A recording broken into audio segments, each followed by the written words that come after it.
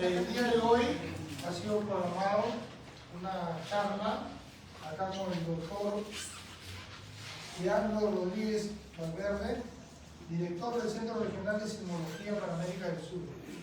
Esta combinación las hicimos ya hace 20 días con el ingeniero Vivanco, que venimos acá personalmente, ¿no? Y le presento también el saludo del subgerente de gestión de riesgos, ¿no? Que hemos venido a coordinar acá con el doctor el documento a fin de que se lleve a cabo esta charla referente a la plataforma de la vulnerabilidad y la biodiversidad.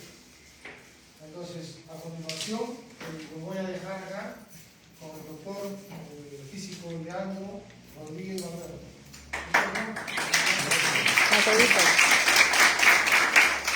Buenas tardes, señores y señores. Una foto de allá. Por otro lado, supongo el entusiasmo para hacer esto. Yo no vivo en este distrito, pero lo felicito por esa actitud. Quisiera dar dos palabras sobre lo que es el Centro Regional de Sismología para América del Sur. CERESIS es CERESIS es una organización internacional que está conformada por 12 Estados miembros, 12 países, todo Sudamérica, Trinidad y Tobago y España. Cada país tiene un organismo de enlace, digamos en el caso de Perú es el CONCITEC, y un representante de su organismo de enlace, que es un profesional de cualquier institución. De Perú es el ingeniero Daniel Clun de la Universidad Católica. El CERESIS nace en el año 66 con un convenio que firma Perú con la UNESCO con el objetivo de trabajar en minimizar el efecto que causaban los terremotos, básicamente los terremotos.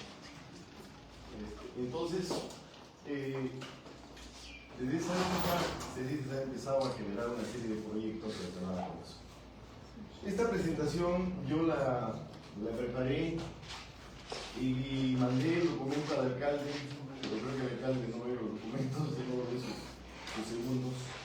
Entonces, el documento llegó del banco y conversé con él y le mandé un documento directamente a ella. Y gracias a él están ustedes acá. Entonces, creo yo de que voy a dividirlo en tres partes esta presentación, voy a hacerlo rápidamente. La primera parte quiero hablar un poco sobre conceptos de desastre, conceptos de fenómeno natural, etc. La segunda parte, una presentación muy rápida de lo que es la tectónica de placas, porque hay los terremotos en el mundo. Y la última parte vemos la cuestión de las plataformas. En relación a conceptos, yo creo que hay que diferenciar nosotros lo que es un desastre de un fenómeno natural. En primer lugar, estamos acostumbrados a decir desastres naturales, y los desastres naturales no existen. Ese concepto desapareció en el año 1970 con el terremoto del 31 de mayo de ese año precisamente. Porque los desastres no son naturales, los desastres son producidos por nosotros. Porque de alguna forma nosotros ignoramos el medio ambiente donde vivimos y vivimos en contradicción con las amenazas a las cuales nos expone el medio ambiente. Entonces, en otras palabras, construimos desastres, ¿cierto? Entonces, esa palabra de desastres naturales no existe. Ahora, ese terremoto del 70 cambió ese concepto y fue el primer terremoto en el mundo que generó la ayuda de aproximadamente 150 países. Donde se involucraron en ayudar. Cuba puso un hospital en Recuay, los Estados Unidos mandó un portaaviones con 15 helicópteros, Rusia puso un hospital en Huaraz, los alemanes pusieron unas casas tipo iglú en Caraz, en fin. Fue una ayuda increíble. Por supuesto que no había defensa civil, no había gente como ustedes en la municipalidad, no había nada. Y así fue la realidad. Ahí nace el concepto justamente de que el desastre no es natural, sino es un proceso histórico-social. ¿Correcto? Yo en esa época ya me pregunté quién había sido responsable de este desastre, ¿no? Y entonces sí, estudié física porque me gustaba estudiar ciencias, no encontré la respuesta ahí. Entré a la sismología, tampoco encontré la respuesta ahí. La respuesta la encontré cuando entré a la historia, a la arqueología, a la sociología, a la antropología, ¿no? Y precisamente, ¿por qué les digo esto? Porque si nosotros retrocedemos un poco, no un poco, sino bastante, y vemos qué civilizaciones han nacido acá en Perú, tenemos la institución de Caral. Caral tiene 5.000 años. No es una cultura, es una civilización. Probablemente creo que no es más antigua del mundo, como 200 o 300 años de Mesopotamia, etc. Caral generó toda una cultura que hasta el momento estamos descubriendo. Siempre recibo cartas de la autora Shadi Ruth invitándome a charlas, invitándome a conferencias que están desarrollando. Yo no sé qué admiraba lo que habían encontrar estos antiguos pobladores de nuestra zona. La última evento que iba a ser el viernes pasado, donde a raíz de un homenaje a la mujer, han visto cómo era la mujer de Caral, donde realmente era una civilización donde no había diferencias entre el hombre y la mujer. Se ha encontrado hace unos meses un sarcófago donde una mujer de gran importancia está enterrada. Ha sido una contribución a la ciencia mundial. Incluso se consideraba una civilización débil precisamente por esa razón, porque Caral tenía ese tipo de virtud. ¿Qué hemos más encontrado en Caral? Se encontraron unas bolsas debajo de las construcciones, unas bolsas con rocas, no se sabía para qué eran, estoy hablando desde el año 2016-2017. Cuando se ha investigado eso, esas bolsas, en el momento que venía un terremoto, las rocas empezaban a moverse entre esas bolsas. Y lo que generaban era la disminución de la aceleración en las construcciones que estaban haciendo. ¿Qué habían hecho estos pobladores? Habían hecho un amortiguador sísmico. Imaginen ustedes, hace 5.000 años habían construido un amortiguador sísmico. ¿Cómo lo hicieron? ¿Cómo habrían desarrollado ese conocimiento? Los elementos fluidos que han generado en Caral para salir el aire que estaba caliente debajo de la tierra, han descubierto en Europa en 1700. Ellos ya lo conocían hace 4.000 años. Hay mucho que investigar y que conocer en ese aspecto. Entonces, mi descubrimiento, al estudiar esto y preguntarme quién había sido responsable del desastre de 1970, el descubrimiento y la respuesta fue la conquista. ¿Por qué? Porque la conquista ignora el conocimiento de esos pobladores, y no solo los ignora, sino los destruye. Y empezamos a construir ciudades en las zonas más peligrosas, y definitivamente un estilo totalmente diferente al que habían hecho los antiguos peruanos. Construimos en Arequipa, una ciudad que tiene un volcán, en toda la zona de Callejón de Guaylas, en las zonas, que es una zona aluviónica, se construyen ciudades en zonas donde pasaban los aluviones y los huaicos. Obviamente los huracanes en la época supusieron, pero así fue. Y al mismo estilo europeo, plazas de armas, construcciones altas y de peor material que el agua. Entonces, ya ahí empezamos a gestar los desastres que cosechamos 500 años después. ¿Correcto? Obviamente, en la zona de Huaraz, cuando uno investiga un poco la historia, es fascinante. Yo creo que eso se tiene que enseñar en los colegios. Cuando enseñamos historia, no se enseña historia de desastres, nunca. ¿Qué cosa enseñamos? Historia de guerra, de conflictos armados, fechas. Al final no nos sale del colegio, se sabe historia. Porque tenemos que saber también por qué nuestro país está como está.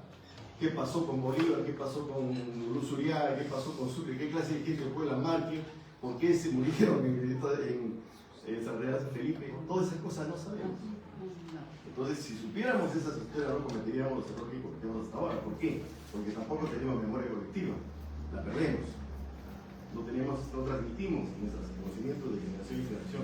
Yo pasé el terremoto del 70 en Huaraz, perdí como 40 familiares en Yungay. En Yungay mi padre desapareció y perdieron 40 familiares. Mi abuela, 3 hermanos de mi padre y un tío suyo. Bueno, pero para regresar al punto que le decía, cuando los incas llegan a esta zona de Callejón de Guaylas, se quedan sorprendidos porque donde habían construido sus casas, esos pobladores de esa época, no eran pues en las zonas peligrosas, eran en sitios especiales, ¿no? Y es más, ellos tenían huaycos, y a los huaycos le llamaban guillas. Y ellos festejaban cuando venían huaycos. ¿Por qué? Porque ese huayco traía tierra fértil, que lo utilizaban para su cultivo. Nosotros hemos olvidado que los huaycos para nosotros ahora nos matan, ¿no es cierto? Ni siquiera sabemos eso. Eso hacían los antiguos peruanos. Estamos hablando de los pre-incas, no los incas. En ese caso, los pre-incas, que fueron los más capaces y los más trónicos, diría yo. Entonces, esa es la realidad. Eso fue mi descubrimiento.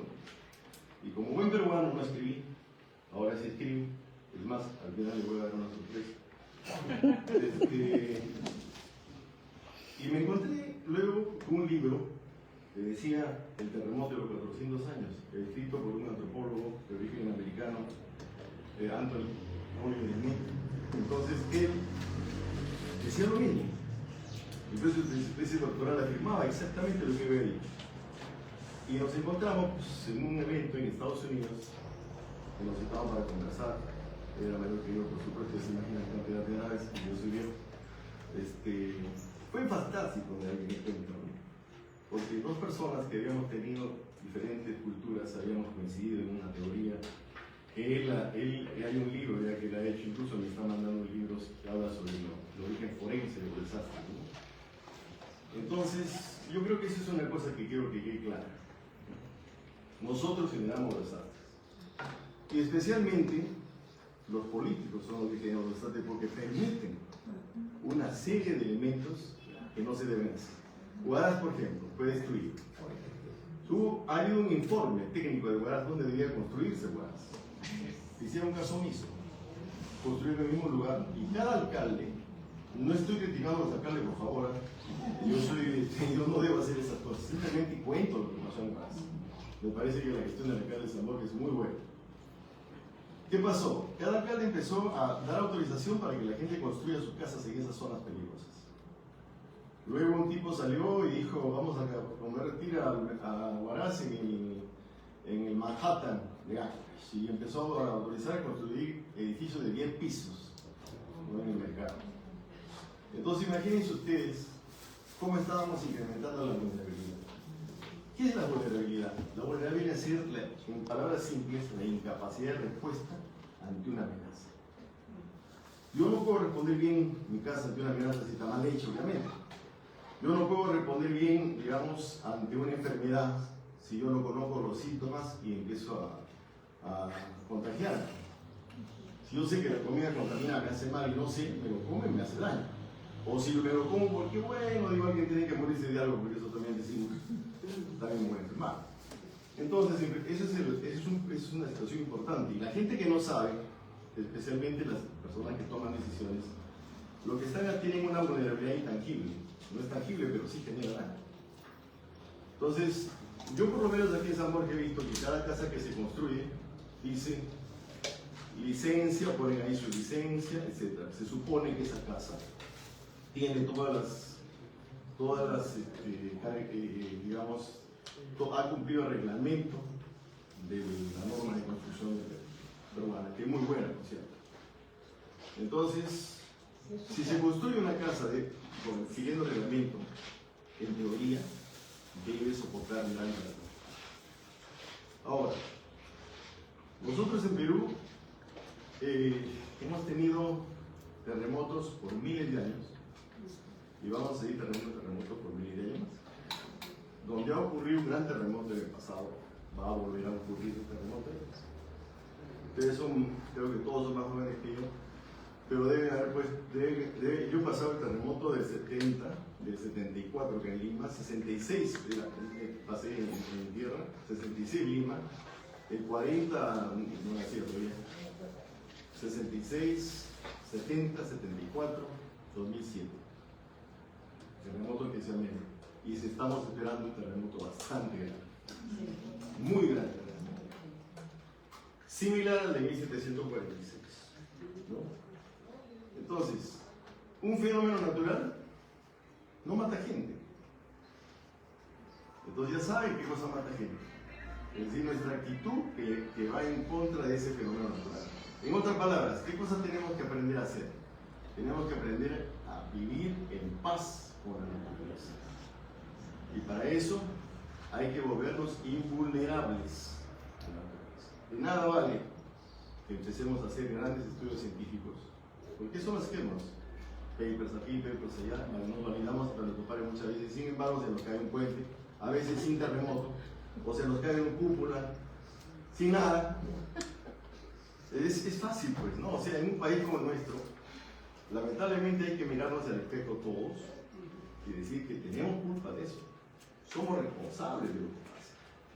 No hay que decir, no hay que poner como el dedo esto, porque en el fondo eso pasa porque nosotros también no hacemos nada al respecto. Cuando viene una persona y va a construir, va a poner un perno de este tamaño y va a poner otro perno que no cumple la norma, pero que si lo pone dice no va a pasar nada. Esa es nuestra cultura, ¿no? ¿Qué le ponemos? O sea, si imagínense ustedes lo que pasa en Trujillo. Es inconcebible que pase en Trujillo. Y no estemos en Perú solamente, vayámonos a Turquía. En Turquía han muerto más de 40.000 personas y ha habido más de 100.000 heridos. ¿Qué cosa ha pasado? Lo mismo, han hecho edificios sin respetar la norma. Y venía el gobierno y le decía, no tiene licencia. No, pague una amnistía y después nos presenta la licencia. Había como 13.000 edificios con amnistía, porque eso le convenía al gobierno que pague una cantidad de plata. ¿Y qué estábamos haciendo? Sí, pásame. Dándole un permiso para que se caiga el edificio. Y se cayeron, por supuesto que se cayeron. Un edificio que no tenía ni 2 años de...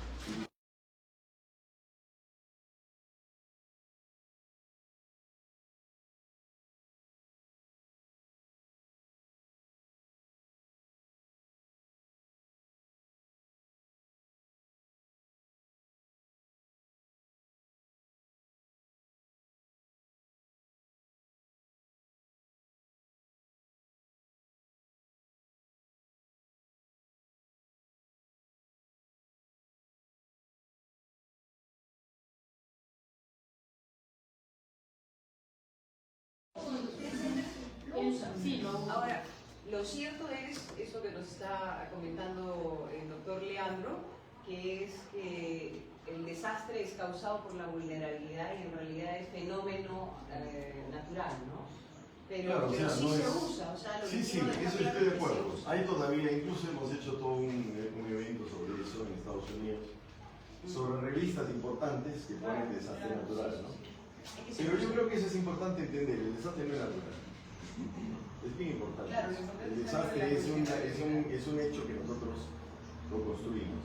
Estaba queriendo escribir un trabajo donde digan construyendo un nuevo desastre, viendo todo lo que hacemos en nuestro país, ¿no? Es la verdad, construimos un nuevo desastre, ¿no? O sea, ustedes no vayan a pensar que la ingeniería está en qué estado para que se caiga un techo, o que la ingeniería en qué estado está para que se caiga un puente. Usted ve puentes de 500 años, están ahí pasando agua, ¿no? y está parada. Y vemos un puente que no tiene ni 70 años y se ha venido abajo, ¿no? No se considera mucha cosa. Por otro lado, también pues la historia, cuando uno hace un proyecto tiene que ver la historia, ¿no? La precipitación de tal fecha a tal fecha, si había un fenómeno de niña, etc. Y en base a eso se hace el diseño y todas las cosas. Muchas veces en Guaycoloro, por ejemplo, cuando se tuvo el gran problema, se tiene el cauce así del río, históricamente es así el cauce, pero sin embargo el cauce es así, siempre, ¿no? Años es así. ¿Por qué?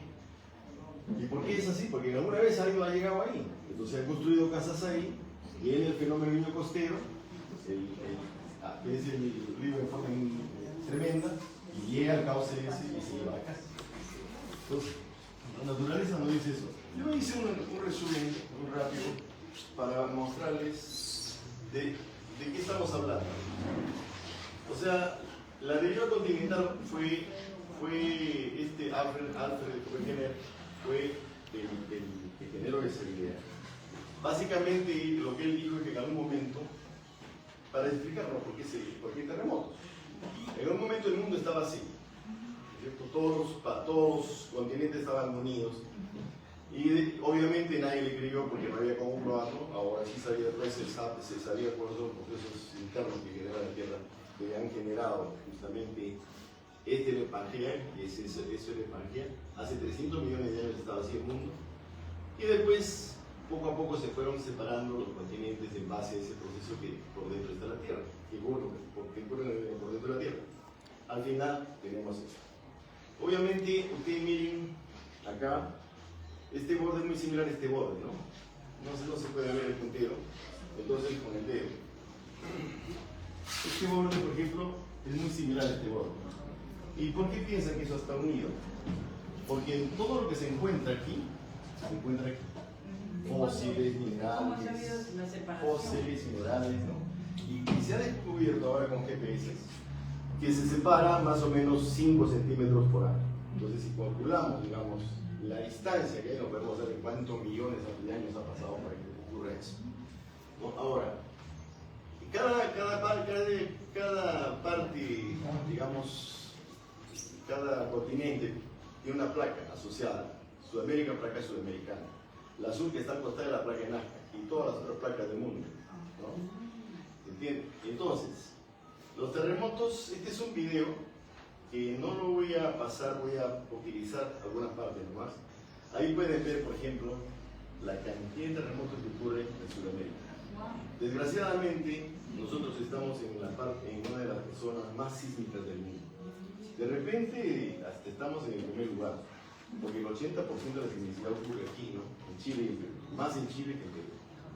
Japón también, pero menos que nosotros. Ahora, si acá le damos a este video, bueno, hay que soplarse un poco la propaganda de los de YouTube. Acá, por ejemplo, acá, perdón, ya sí fue otra cosa. Este es lo malo de esto.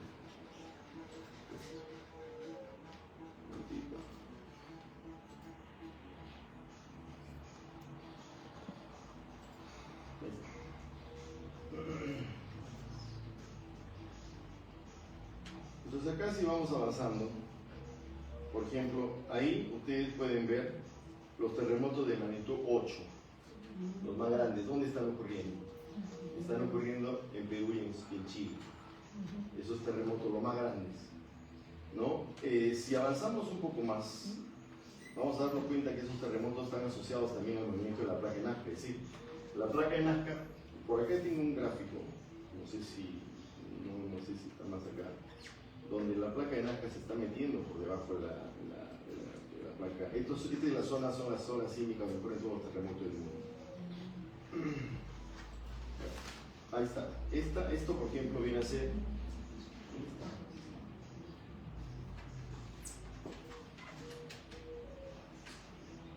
No está en sincronizado, porque está en el proyector. Creo que estoy fuera de la presentación.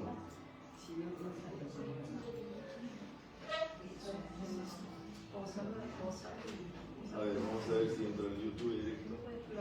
Bueno, no importa. La realidad es esta.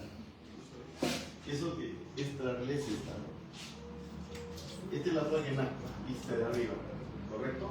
Esta es la placa continental. En un principio todo esto ha sido un plano.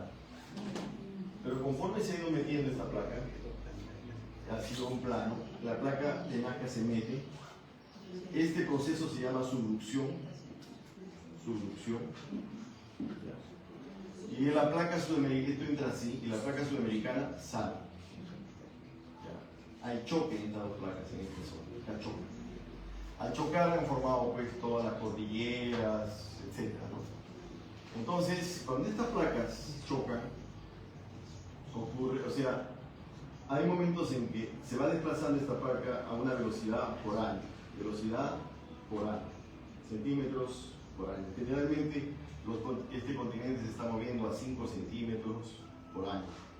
Eso se ha comparado con GPS y todas las cosas.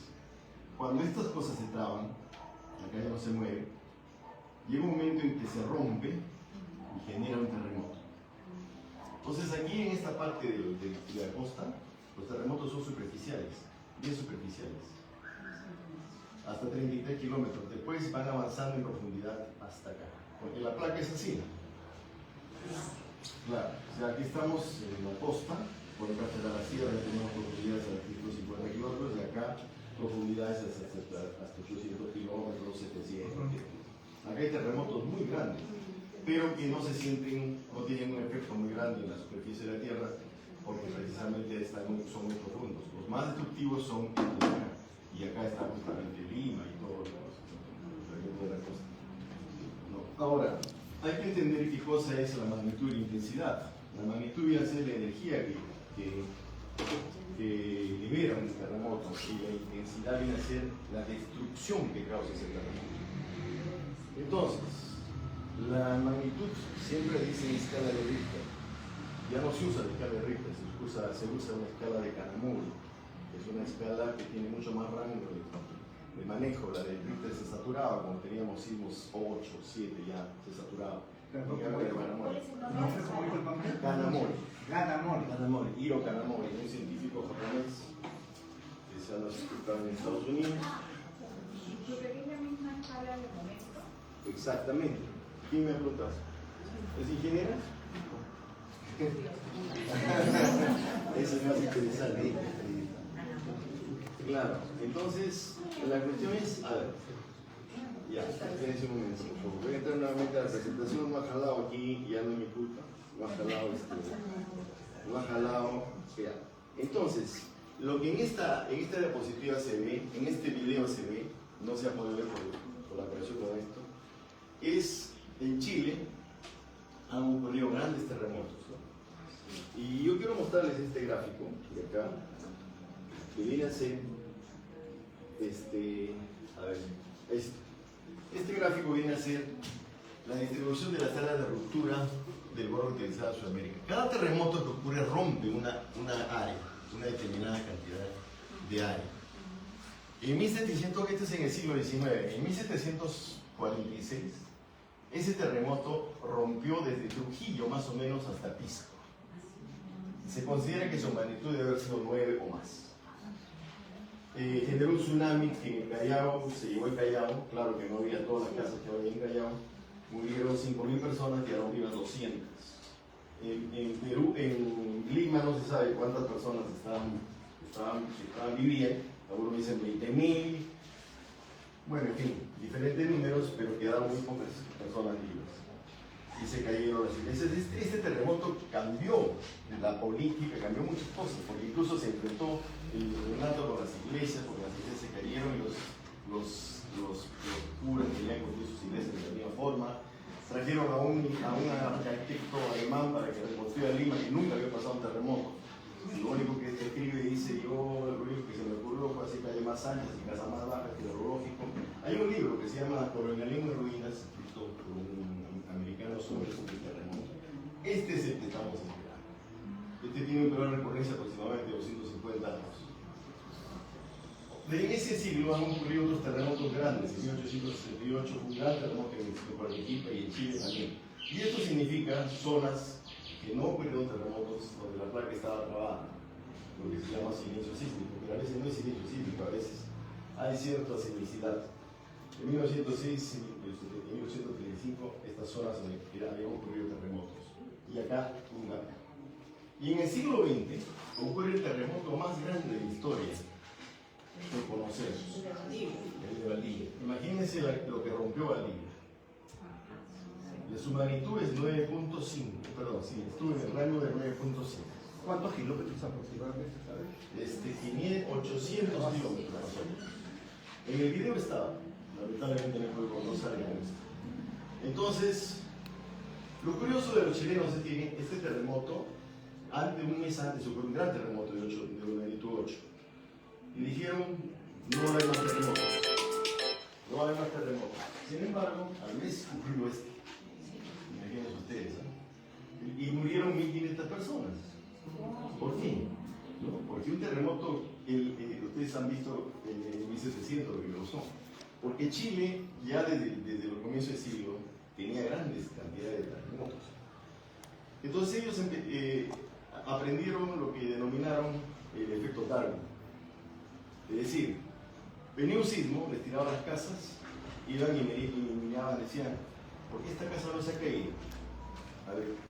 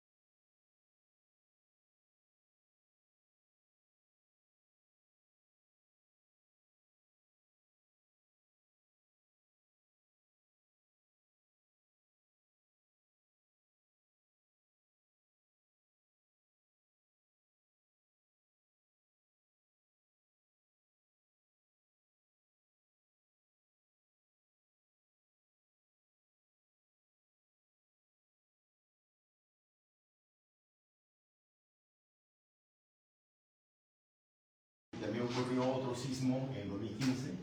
Aquí han llenado ya aparentemente tubos, ¿no? Bueno, esto es lo que nos preocupa y eso es lo que tenemos que prepararnos para eso, ¿no? Ahora,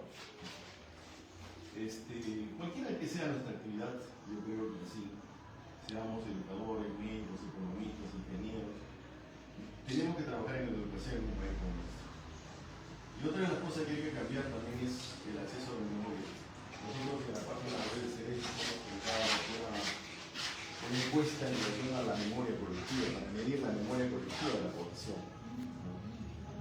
¿no? Y mire, la memoria, porque yo he dado unas charlas en Yungay, pues, aniversario del terremoto, y los muchachos que están ahí no saben ni lo que ha pasado, uno puede ser increíble, no saben lo que ha ocurrido.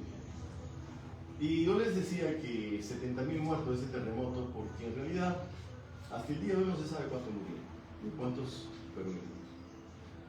El fundador del Centro Regional de Sismología de América del Sur, el ingeniero Alberto Vice, un hombre muy reconocido, él, cuando ocurrió el terremoto, el director ejecutivo, el director del Instituto Geofísico Perú, porque él era también jefe del Instituto Geofísico Perú, estaba frente al cementerio en el terremoto, con unos científicos canadienses. Habían estado fotografiando el Nevado Huascarán y vieron unas rajaduras tremendas, en fin. Y cuando comienza el sismo, lo primero que hicieron fue mirar el Huascarán. Y vieron cómo se desprendía. Tenemos fotos de algunos alpinistas japoneses que tomaron el momento de desprendimiento porque ellos estaban en el Huascarán.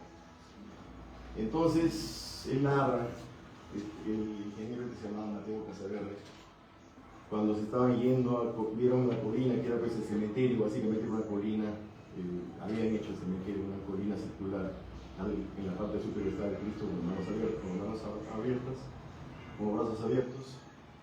Corrieron hacia ahí y él menciona, ¿no?, que iban con una mujer, con un hombre, con sus dos hijitos, y su esposa venía atrás con los dos hijitos más, y ellos iban con los científicos canadienses. Él ve que corriendo suben al primer nivel, el segundo nivel voltean y ve una ola como de 60 metros gris que se rompía sobre el mundo. Sube y pasó la ola y dice que se oscureció todo. El hombre con los dos hijitos estaba ahí, pero la esposa no llegó. Y bueno, Alberto dice que en su memoria narra pues, que pensaba que se había muerto también Mateo Casaverde, gracias a los radioaficionados lograron ubicar. Pero ese terremoto no se tenía nada, no había absolutamente nada en Perú, no había ni defensa civil, ni brigada como ustedes, nada. Entonces, la pregunta que se hizo, se llamó a autoridades al Palacio de Gobierno, entre ellas Alberto Vice, y Velasco, que era el presidente, dijo, ¿cuántos han muerto? Nadie supo decirle nada. Entonces dijo, pero tenemos que decirle algo a la población. Y uno de sus ministros, no sé qué cuenta la Tola, dijo, hay que decir 70.000 pues. ¿No? Entonces Velasco dijo, no, hay que decir un número más creíble, 68.740.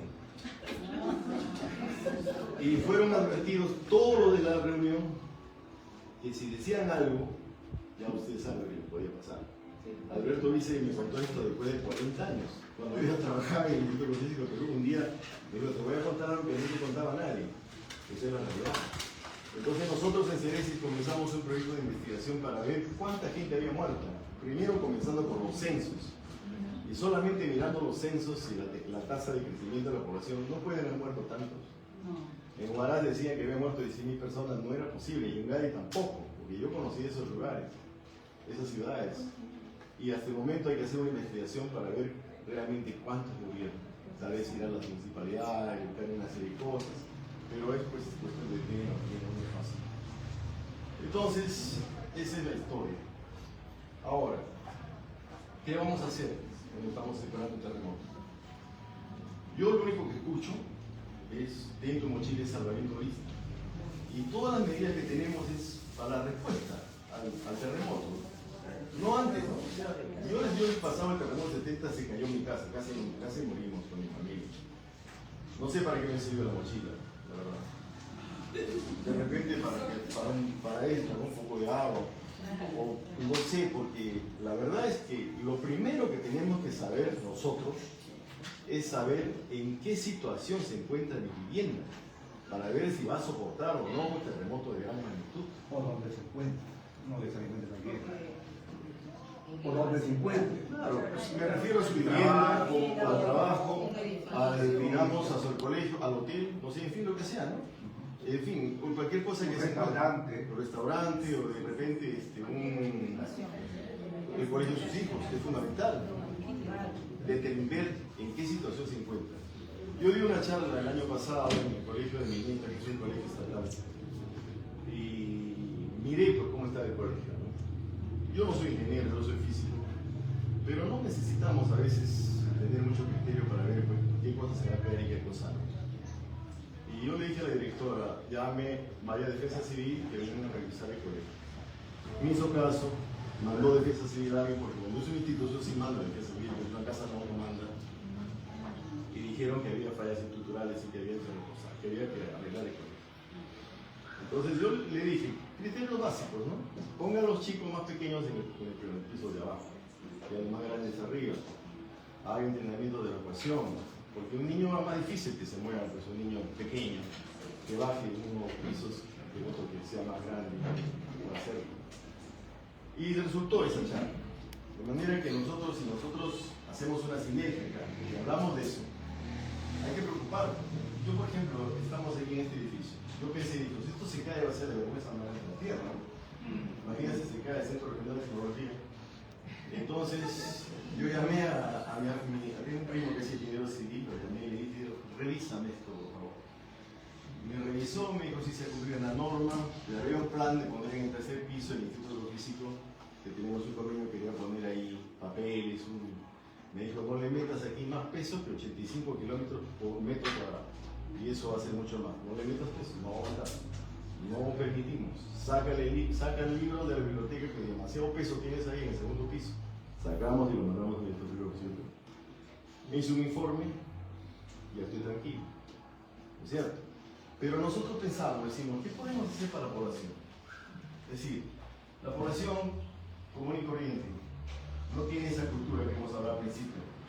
Yo soy, ¿qué pasó en Ica? Soy un tipo que tiene un hotel exitoso, ¿no? Le va muy bien y le mete este piso más. ¿Por qué? Porque bueno, van a ganar más dinero, no hay control. ¿Qué pasó con el terremoto? Se vino abajo, murieron 200 personas. En Promete Medina, que es por allá por la parte de Ate, hay gente que está ampliando como sea. ¿Cierto? Ahora, ¿qué pasa también? ¿Qué es la realidad también? Si yo soy un poblador de bajos recursos económicos, voy a la municipalidad, quiero sacar mi licencia para construir. ¿Qué hace la municipalidad? Me va a dar un folleto, así un libro, y estos son los requisitos. Tengo que ser plano de esto, plano de esto, plano de esto. No tengo plata para eso.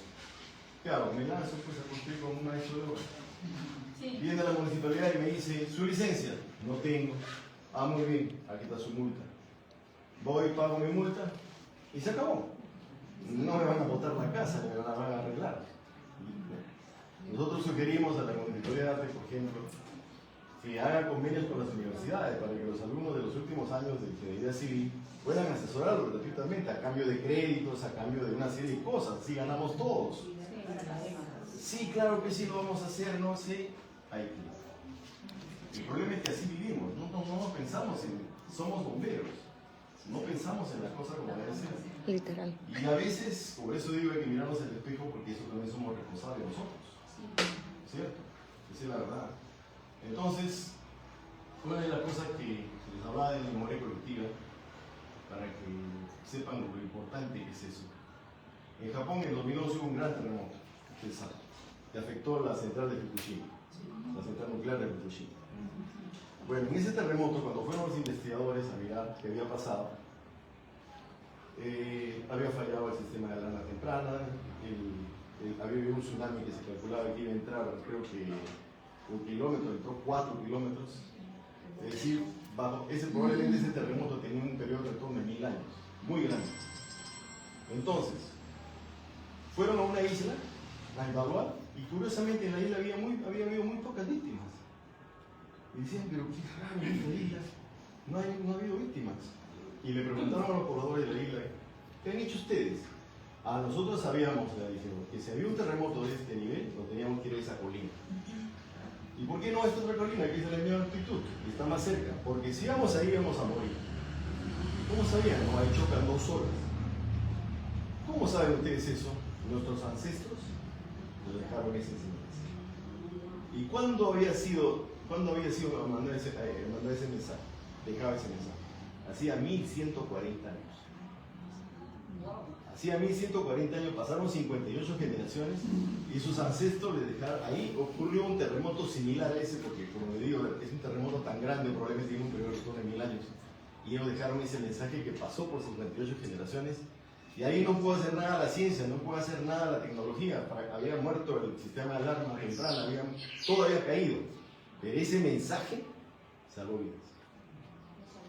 Entonces, ustedes imagínense lo importante que es la memoria colectiva. No solamente terremotos, si hablamos bien a los chicos, cómo fueron los gobiernos pasados, qué problemas tuvieron, probablemente no cometeríamos los errores que ahora cometemos.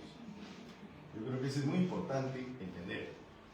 Entonces, en desastres, hay que enseñarle qué son los desastres, qué cosas tenemos que hacer. Bueno, terminando todo este rollo, voy a pasar a mostrar la plataforma.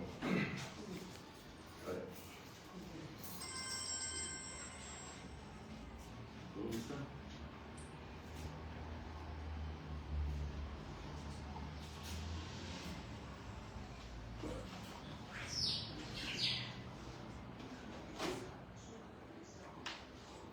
Entonces, antes de decirle lo de la plataforma, nosotros pensamos cómo ayudar, qué cosas como científicos o como ingenieros podemos ofrecerle a la población, ¿no? Porque no es fácil, nosotros a veces no estamos pues, en un país desarrollado, ¿no? O sea, nosotros tenemos que hacer una ciencia que resuelva los problemas de nuestra sociedad. Yo si estoy en un país desarrollado que me sobra la plata, puedo empezar a pensar pues, en los electrones que pasan por ahí están haciendo un proyecto, por ejemplo, de los aviones estos de combate que tienen rajaduras en su estructura. Están viendo cómo se cura un hueso roto y quieren simular eso en el avión para que se cure solo, ¿no? Qué interesante proyecto. Y a nosotros, ¿qué nos importa? ¿Qué cosa nos sirve ese proyecto? Nosotros tenemos que hacer cosas que sirvan a la población. Entonces dijimos, ¿cómo podemos hacer una herramienta para que la población misma determine en qué nivel de vulnerabilidad se encuentra su casa? Y eso fue la idea de hacer esta plataforma. Ustedes van a llenar la plataforma y al final les va a decir cuál es el nivel de vulnerabilidad de su casa. Si es baja, media. Si es baja, no tiene por qué preocuparse. Si es media, ahí habrá algunas cosas que hay que arreglar, pero no se va a caer. Y si es alta, eso se cae. Entonces voy a mostrarles esa plataforma.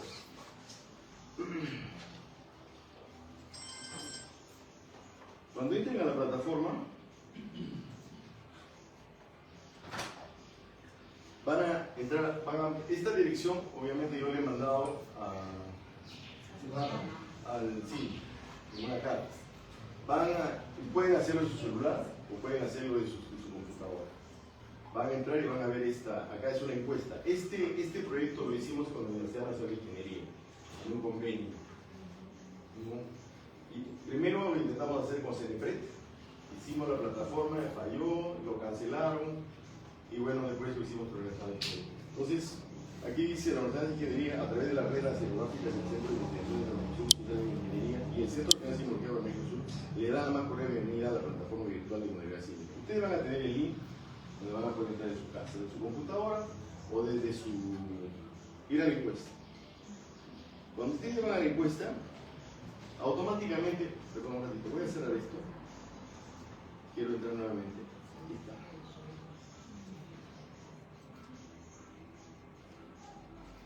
Cuando ustedes van a la encuesta, automáticamente la plataforma va a determinar dónde se encuentra su casa, ¿no? Ahí pueden ver ustedes ese elemento rojo, es donde está por pinturina, este es el ex, ¿no? Entonces ustedes simplemente no tienen que hacer más que estar en el lugar y activar la plataforma. Luego le va a pedir el tipo de suelo, que es lo que, digamos, el tipo de suelo con que está construida su casa.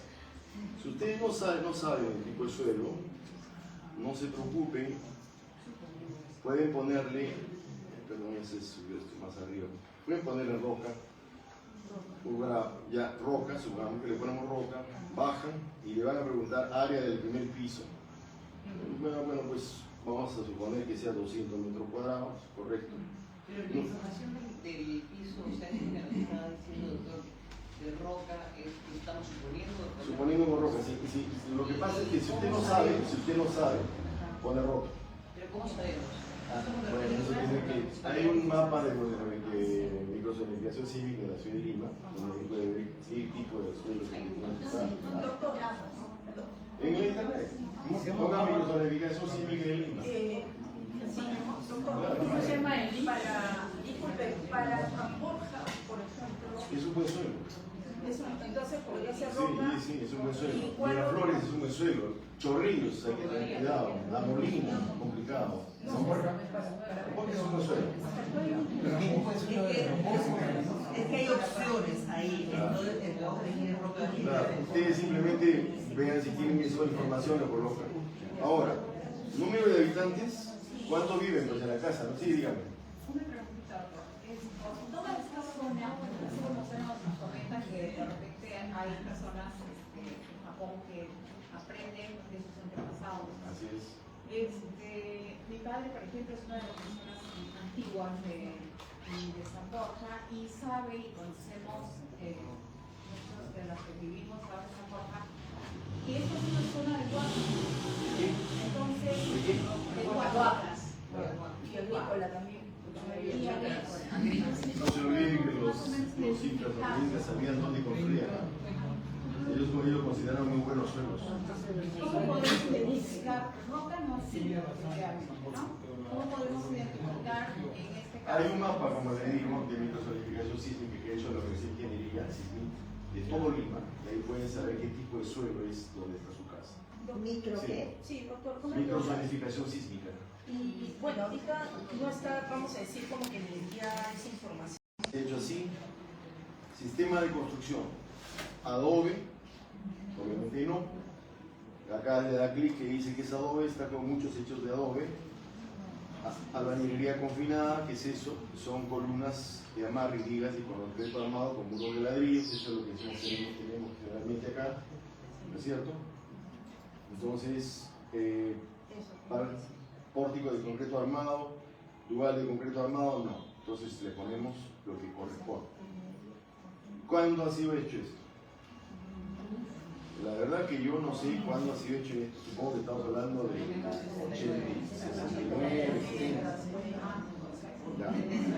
Vamos a suponer 69, porque yo venía acá con mi esposa cuando éramos enamorados y no había nada. Ya, y después, número de pisos, ¿no? ¿Cuántos pisos tiene la edificación? Nosotros tenemos dos aquí. Irregular en altura. Así, acá vemos en qué geometría tiene la edificación. Es fácil de ver esto. Luego vamos a poner irregular. Y seguimos dando irregular en altura. Bueno, lo nuestro es como esto, vamos a suponer. Seguimos aquí, cantidad de muros, ¿no? O sea, los muros de la edificación. Muros confinados. Cada cosa que podemos ver acá, ¿no? Densidad de muros inadecuada cuando hay pocos muros confinados en la dirección corta de la vivienda. Y acá explica, vamos a poner acá. Estado de conservación, mal estado, grietas. ¿Qué es una grieta? Vamos a mirar. Una vivienda se encuentra en mal estado cuando presenta aberturas de mayores de 1 milímetro, grieta, en los muros, columnas, vigas o techos. Ojo, muros, columnas, vigas o techos. Si encontramos grietas de más de 1 milímetro ya hay problemas. Hay que primero no en la pared, ¿no? Que es la pintura, qué sé yo.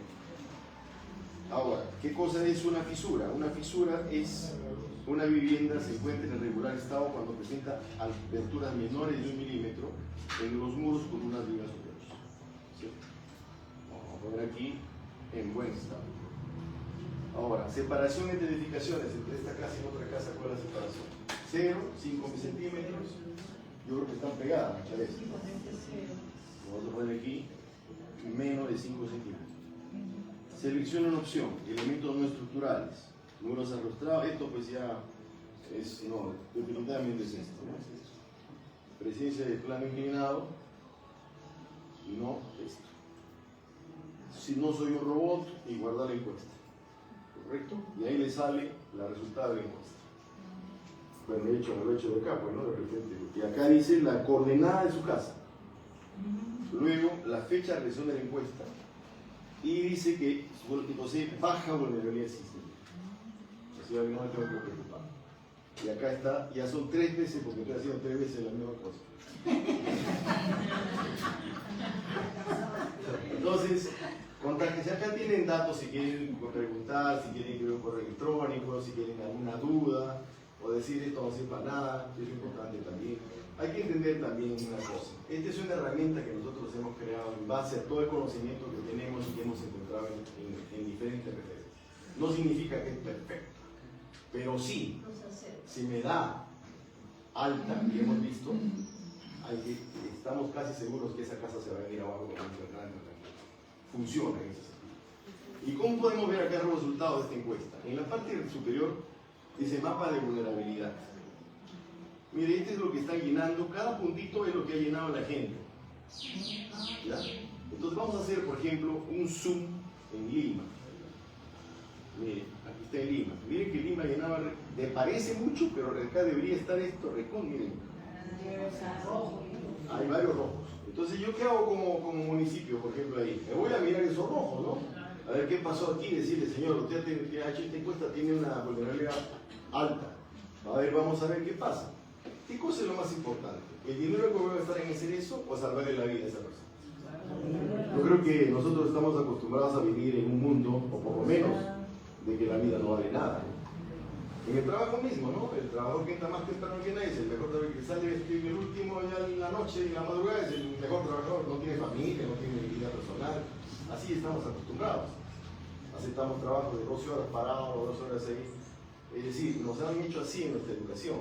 No, la vida vale más que cualquier cosa. Y si yo gestiono algo, tengo que proteger la vida de mis pobladores, salvarles la vida, volverlos invulnerables. Nosotros tenemos que vernos invulnerables en nuestros puentes, en nuestras construcciones que hemos hecho. Lamentablemente, ¿en qué estado nos encontramos? Y ahí está, por ejemplo, ¿no? Ustedes pueden hacer un zoom y van a ver, digamos, todo lo que han llenado. Incluso podemos acercar. Hay una base de datos que les voy a dar a la municipalidad, donde esto está ya con datos, ¿no? Es decir, qué hora es la dirección de la casa que ha llenado, etcétera, etcétera. Eso es para las. Y observen ustedes también que acá, esto es lo que se ve cuando se hace un zoom. Pero hay muchos lugares donde están llenando, ¿no? En Huaraz, en Ancash, aquí, hice un convenio con la Universidad Santo Antonio de Mayor y mira, han llenado regular, ¿no? Claro, la idea sería pues, que todo esté lleno, ¿no? Doctor, Sí. o sea, el moderado sale encuadrado dentro de la vulnerabilidad baja, ¿no es cierto? El rojo, el color rojo. No, bajo. El moderada vulnerabilidad sísmica. Bajo, claro, bajo no, el resultado de la vulnerabilidad sísmica puede ser bajo, medio o alto. Ya, el resultado, cuando es moderado, lo ubican en bajo. No, bajo, El color el color es bajo. De repente está escrito así, no me he dado cuenta. Claro, sale. Puede ser. Acá acabo de hacer la encuesta, ¿no? Me sale moderada vulnerabilidad sísmica de la vivienda y en el cuadrito abajo sale marcado bajo. Bajo, es baja, está bien moderado, bajo. Es correcto, no te si es rojo no le va a salir. Porque eso significa que usted no tiene vulnerabilidad en su casa. Está segura su casa, ¿sí? Usted bien. No le va a pasar nada. No le va a pasar nada.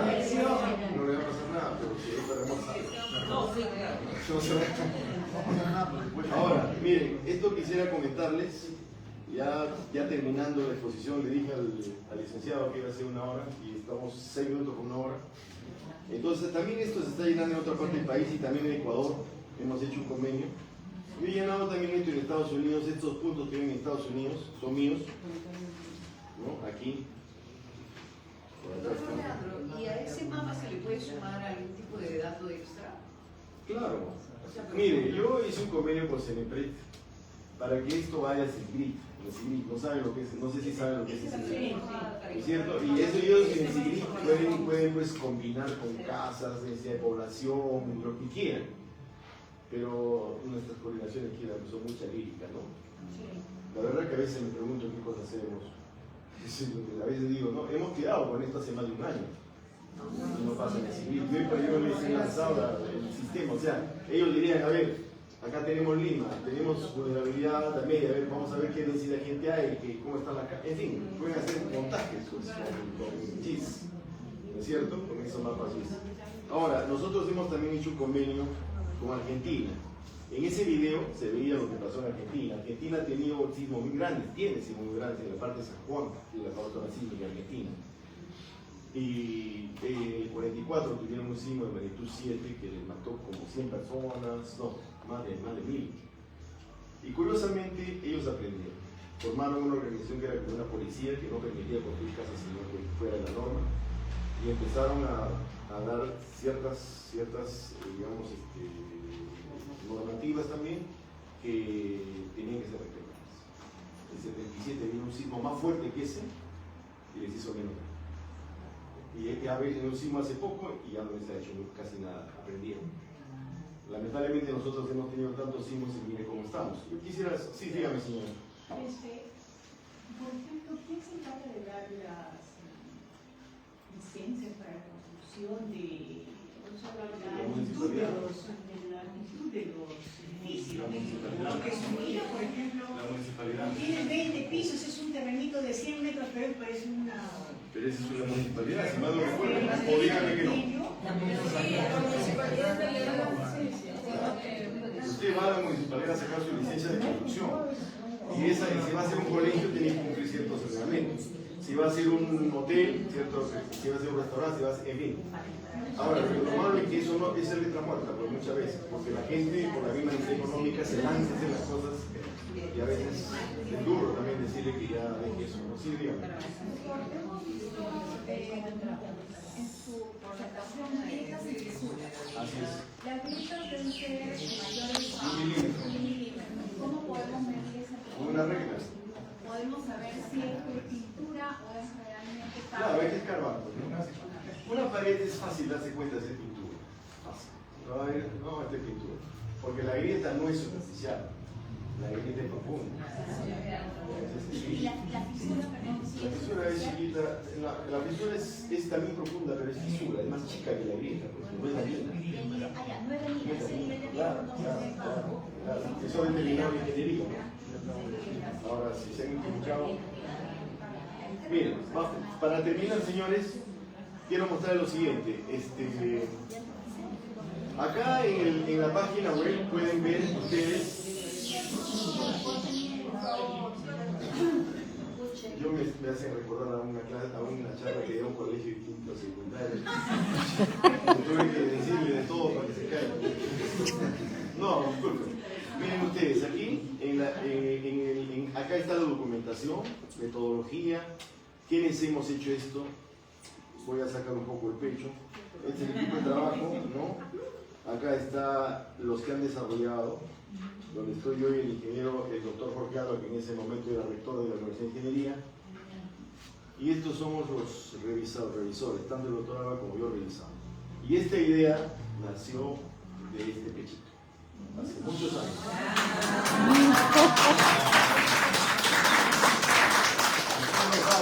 Ustedes no saben cuánto tiempo me ha llevado lograr esto.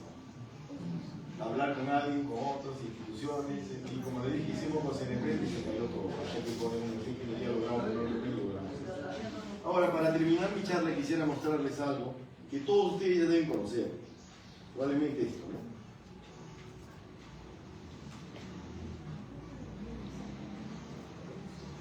Este es Lima, ¿no? Solamente voy a mostrar las fotos para que ustedes miren en qué estado estamos. Este es el cono sur.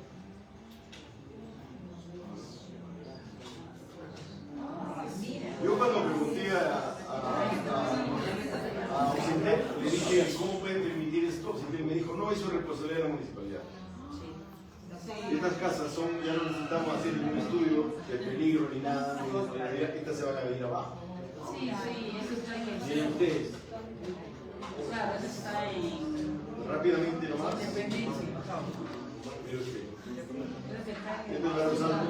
A veces acá hay gente que vive. Mire esta señora con 4. Esta casa no, definitivamente de repente está sencilla. Sigue acá, ¿no?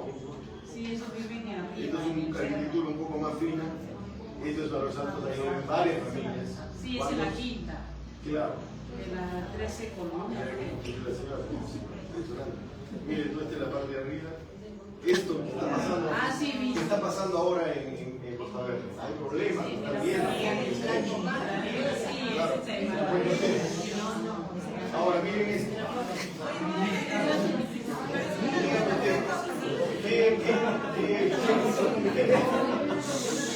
Y acá todavía dice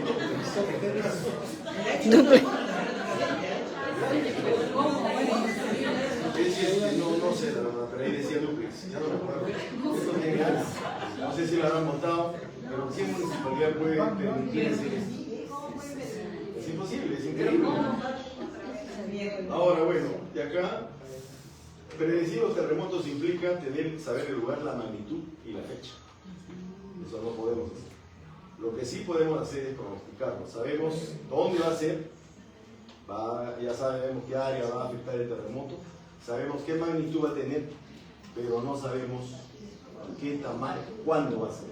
¿Qué zonas van a ser más peligrosas? Obviamente Lima, Arequipa, Tacna, Ica son las zonas donde estamos ya en complicado día. Ahora, nosotros como CEDESIS también hemos hecho algunos proyectos, estamos en un proyecto que se denomina determinación del tiempo de alarma de los terremotos de hace varios años, ¿no? Entonces, ese proyecto nos manda cada cierto tiempo los tiempos de alarma. Estos son los tiempos de alarma actualizados hasta la fecha.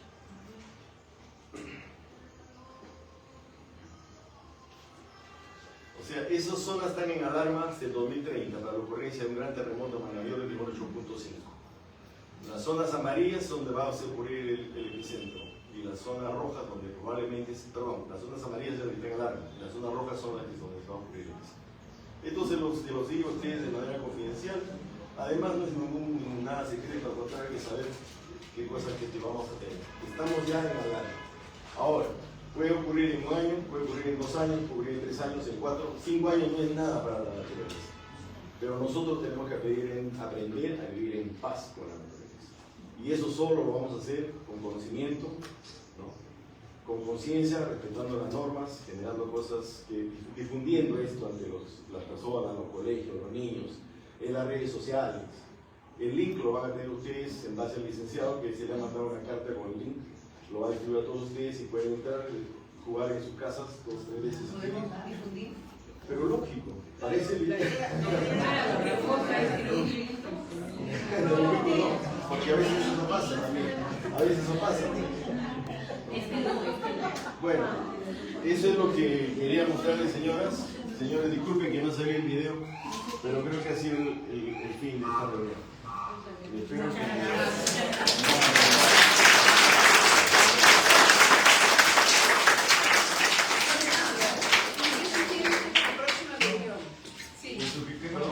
¿Qué es lo que usted sugiere como una próxima reunión? ¿Qué tema a tratar sugiere usted con la introducción que nos ha hecho ahora? Podríamos tratar tal vez un poco lo que han hecho los antiguos peruanos, ¿no? Claro,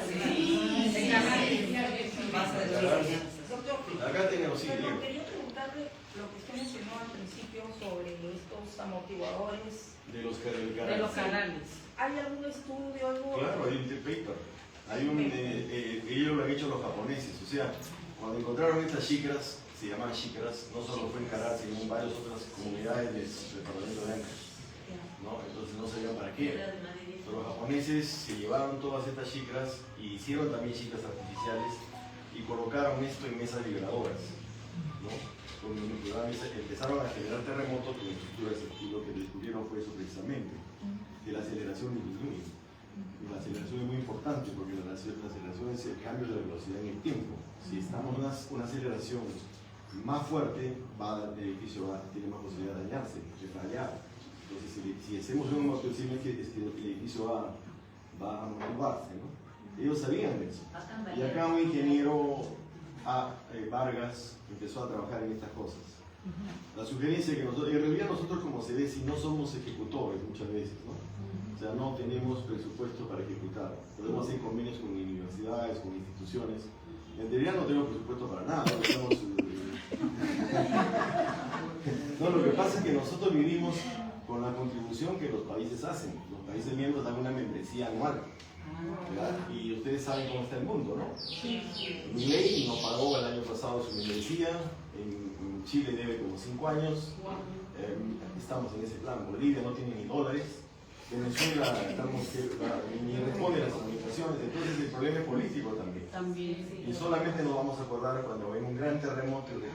En principio, en la Comisión de Gestión de Riesgos y Desastres del Colegio de Ingenieros se estimó 80.000 muertos en Lima, si bien el sismo. Yo me encontré con Hernando Tavera del Instituto de Geofísico, él fue mi amigo, luego conocí desde que era practicante en el IGP. Me dijo, mira, 80.000, olvídate, por lo menos 200.000. Como fue el 10% en Sumatra, de ese gran terremoto que se vino en el ocurrió eso. Entonces hay que pensar que la situación es grave, pero lo primero que tenemos que hacer es pensar con nuestra familia y tomar alternativas. O sea, los simulacros es un chiste para nosotros, esa es la verdad. Yo estaba en instituciones donde venía el simulacro, yo con el ingeniero, el jefe, el director, lo que sea, ingeniero, y ese simulacro, allá vamos a salir. No, pues, así fue, ¿no? Esa es la realidad. Y por otro lado, tenemos que darnos cuenta que enseñar a la gente que vivimos en un país sísmico, si tenemos que actuar. Yo cuando mis hijos iban al colegio, ellos estudiaban en el Salesiano. Nosotros vivimos hasta ahora en Salamanca. Entonces yo tomaba un carro a la 32 para irse al Salesiano. Entonces yo conversaba con él y le decía, si vas en el carro y te agarra un sismo, no vas a poder seguir. Si estás más cerca de la casa, te vienes por la misma recta del carro, caminando, a los dos le decía, caminando a la casa. Y si estás más cerca del colegio, te vas al colegio. Y si estás en el colegio, no te muevas, porque ahí en el Salesiano sí, todos los salones estaban en el primer piso y en el segundo piso los laboratorios. Y tenían bastante área para usar. Eso quedamos. Esas actitudes hay que tenerlas. Uno se siente tranquilo, viene el terremoto, uy, ¿a qué hora han salido los chicos? Yo empiezo a caminar con bicicleta, a pie, lo que sea, por donde va el micro y me voy a encontrar con ellos. Claro, pero si no sé nada, ¿qué voy a hacer? Me desespero, voy a ir al colegio primero a ver cómo está mi familia, ¿no? Es lo que más preocupa, cómo están mis hijos. Es lo que más preocupa. Entonces, si uno se prepara, si uno habla de esas cosas, conversa, mira, si pasa esto, estate tranquilo, yo voy a ir, voy a hacer esto, nos vamos a responder de una manera más adecuada, pero eso no hacemos. Vamos a estar con nuestra mochila saliendo bien aplastados, y al final de cuentas, eso no es la idea. La idea es saber si me va a aplastar mi casa o no. Sí, doctor, todos los compañeros tienen un plan familiar. Eso es lo que lo felicito, claro. Lo felicito, realmente eso es muy importante. Y eso deben difundir. Prevención. Deben difundir para que la gente haga lo mismo. Porque no todo el mundo hace eso. Esa es la verdad. Bueno, ¿alguna pregunta?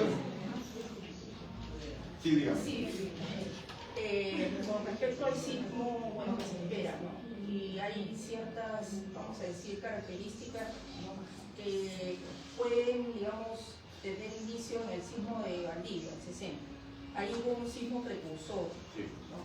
Que no se pensó que era precursor porque fue tremendo también. Claro, entonces, y aquí en Perú, digamos, dado que dicen que podría ser muy parecido el sismo que va a suceder, ¿podría ser algún sismo precursor también?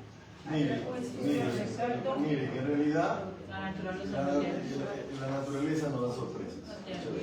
Nosotros estamos acostumbrados a echarle la culpa a la naturaleza en los pecados. Esa es la verdad. He hecho mal las cosas, el terremoto no mata gente. Esa es la verdad. Nosotros somos los que tenemos la culpa para eso. Entonces, no hay una teoría que predice terremotos hasta el día de hoy. No sé cuándo lo lograremos. Pero incluso prediciendo el terremoto, se dio un caos. Y yo le comento la experiencia que se vivió en el año 81 cuando Brady predijo un terremoto para mí. Y Brady no era ningún charlatán, ningún tipo, ningún orate. Era un científico muy reconocido. Y generó 4 publicaciones con teoría de terremotos 1, 2, 3 y 4. Y en la cuarta, digo, la predicción para Lima.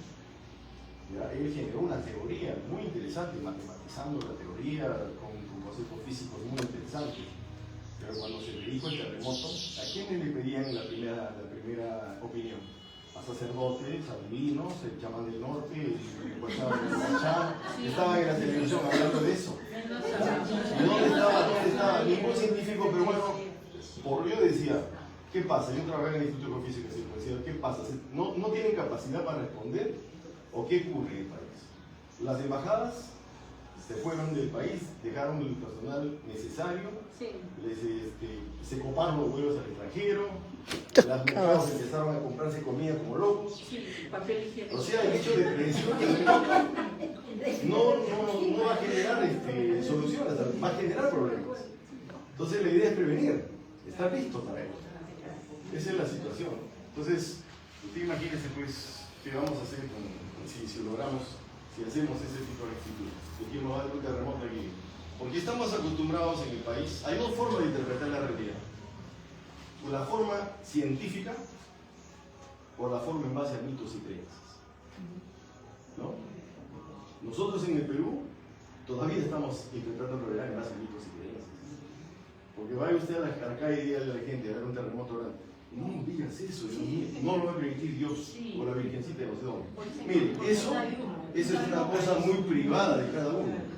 ¿Entiendes? Yo si por ejemplo en las redes veo se enferma alguien, recemos para que se cure y todo lo que hemos rezado se ha muerto.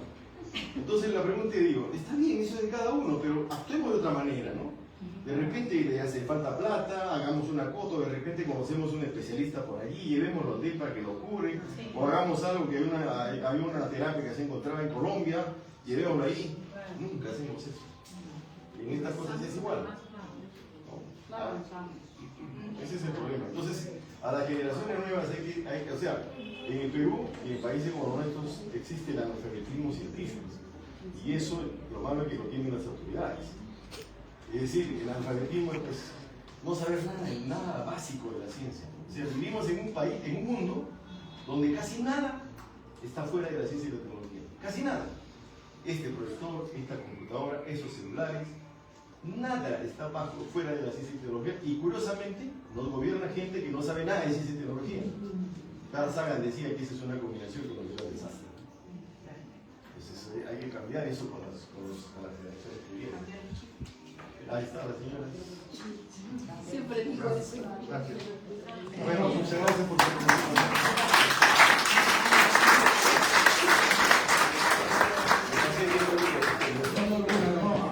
De verdad que nos sentimos contentos, agradecidos, ¿no? La sugerencia de que se lo veo a la Universidad de San Borja, le agradezco por esta parte de una excelente ponencia, ¿no? A nuestros señores brigadistas, ¿no? que ellos van a hacer un efecto multiplicador también, ¿no? Esa es la idea. Con su vecino, ¿no? Esa es la idea de tratar y de ir internalizando todos los conceptos de lo que es la GRD, ¿no? Y estar preparados, ¿no?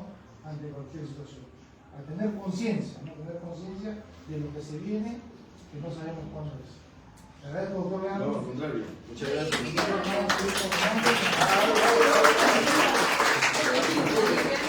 Algo que me olvidaba es, esto sí es algo ya personal y es una propaganda, que siempre yo no lo veo los propaganda.